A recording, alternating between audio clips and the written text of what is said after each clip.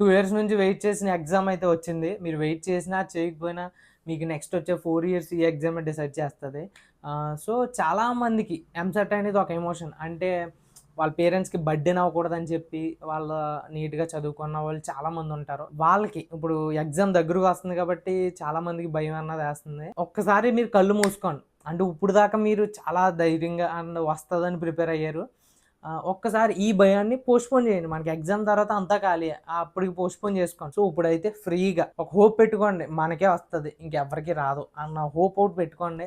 And రాదనే ఆ thought కూడా అస్సలు రానివ్వద్దు. అంటే మన సిట్యుయేషన్స్ చూస్తే మనకు ఆ సీరియస్‌నెస్ అయితే ఖచ్చితంగా వస్తది ఫ్యామిలీలో. ఆ సీరియస్‌నెస్ తోటే అండ్ ఆ కాన్ఫిడెన్స్ తోటే ఎగ్జామ్ అన్నది నీట్‌గా రాయండి. ఖచ్చితంగా వస్తది. ఎగ్జామ్‌కి ముందరగానే ఈ వీడియో చూస్తే మీరు రివిజన్ అయితే కరెక్ట్‌గా చేయండి. అంటే మీరు రాసుకున్న హ్యాండ్ నోట్స్ నీట్‌గా వన్ బై వన్ అయితే రివైజ్ చేయండి. అండ్ నేను ప్రీవియస్ వీడియోస్లో కూడా చెప్పాను, మీరు ప్రాక్టీస్ చేస్తున్నప్పుడు ఇంపార్టెంట్ ప్రాబ్లమ్స్ అన్నీ కూడా ఒక చోట రాసుకోండి. అవి ఇప్పుడు యూజ్ అవుతాయని. ఒకవేళ రాసుకొని ఉంటే అవి ఒకసారి రివైజ్ చేయండి. అన్ని చాప్టర్స్ అన్నీ రివైజ్ చేసిన తర్వాత మీరు 2024 ఒకసారి చేసినా కూడా మళ్ళీ అన్నీ కూడా చేసేయండి. మీకు లెసన్కి వచ్చి ఒక 10-20 అలా ఉంటాయి. మీకు ప్రతిదీ కూడా రివిజన్ అవుద్ది. అండ్ అవే మోడల్స్ రిపీట్ అవ్వడానికి చాలా ఛాన్స్ ఉంటాయి. సో, మీరు ఏనైతే సబ్జెక్టులు చదువుకున్నారో అన్నీ కూడా 2024 ఒక ఇయర్‌కి ప్రాక్టీస్ చేసేయండి. అండ్ మీరు ఎగ్జామ్ స్టార్ట్ చేసేటప్పుడు అస్సలు హోప్ అన్నది వదులుకోకండి.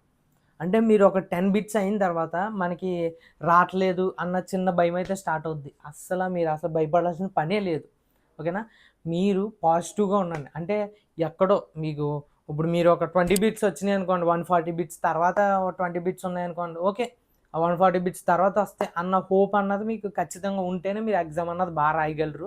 అదైతే చాలా ఎఫెక్ట్ చేస్తుంది మీకు ఎగ్జామ్‌లో అయితే. ఎగ్జామ్‌లో మీరు ఒక క్వెషన్ చూసిన వెంటనే అది మీకు ఏ చాప్టరో తెలియాలి అండ్ ఏ కాన్సెప్టో తెలియాలి, ఏ ఫార్ములో తెలియాలి.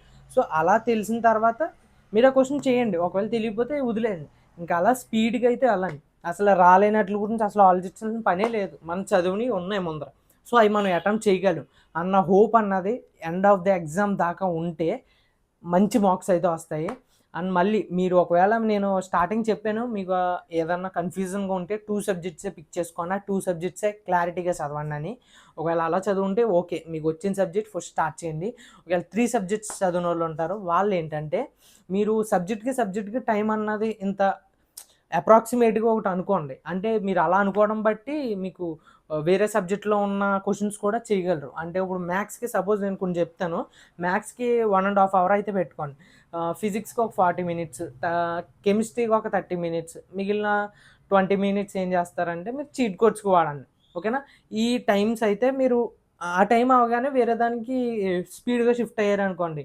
ఒకవేళ దాంట్లో ఉండి ఈజీ క్వెషన్స్ కూడా మీరు అన్నీ అటెంప్ట్ చేయగలరు. ఒకదాన్నే మీరు 2 ½ అవర్స్ టైం పెడితే మీకు మిగిలినవి సరిగ్గా చేయలేరు. ఓకేనా?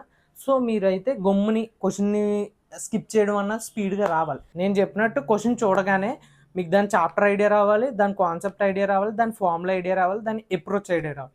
ఈ 4 ఐడియా వచ్చినాయనుకోండి క్వెషన్ చేయండి. లేకపోతే క్వెషన్ వదిలేయండి. ఒకవేళ మీకు దాంట్లో ఫార్ములా గాని, అప్రోచ్ గాని ఐడియా రాకపోతే చేయగలము అనిపిస్తే అప్పుడు మార్క్ యాస్ రివ్యూ పెట్టుకోండి. ఓకేనా?